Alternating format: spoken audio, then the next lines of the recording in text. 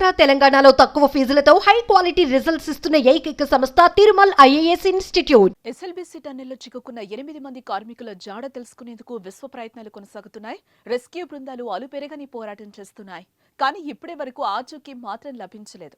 4 రోజులు పూర్తి కావడంతో కార్మికుల పరిస్థితిపై మరింత ఆందోళన పెరుగుతోంది. ఎన్డీఆర్ఎఫ్, SDRF, నేవీ, ఆర్మీ వల్ల కాకపోవడంతో రాట్ హోల్ మైనర్స్ బృందం రంగంలోకి దించిన నిరాశ ఎదురైంది. టన్నెల్లోకి వెళ్లిన రాట్ హోల్ మైనర్స్ టీమ్ మంగళవారం రాత్రి తిరిగి వచ్చేసింది.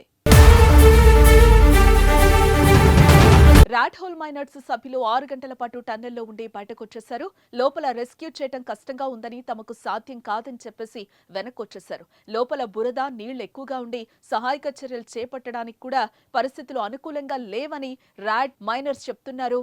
పైకప్పు కూలిన చోట 70% బురద, 30% నీళ్లుండడంతో అక్కడ అడుగు వేయడానికి వీలు లేకుండా రాట్ హోల్ మైనర్స్ బృందం తెలిపింది. అలాగే పైనుంచి బండరాళ్లు కూలడంతో ఆ ప్రాంతమంతా భయానకంగా ఉన్నట్టుగా వివరించింది.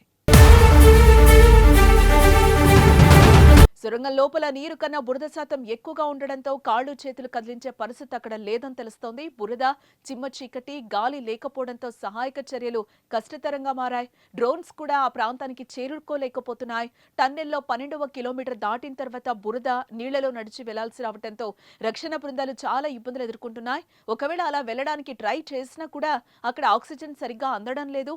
దీంతో ముందుకు వెళ్లాలంటేనే సహాయక బృందాలు భయపడుతున్న పరిస్థితి.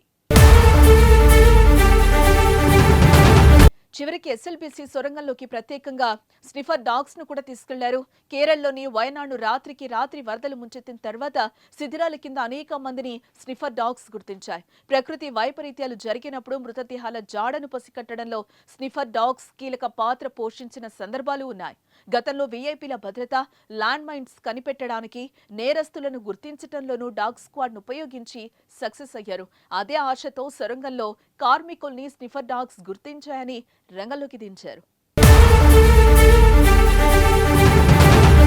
8 మంది జాడ కనుగొనేందుకు అన్ని రకాల ప్రయత్నాలైతే చేస్తున్నారు. Indian army, navy, commander unit, NDRF, SDRF, Hydraa, Singareni collieries, geological survey of India, Navayuga company, LNT company, national geological teams, rat hole miners తదితర బృందాలు సహాయక చర్యల్లో పాల్పంచుకుంటున్నాయి.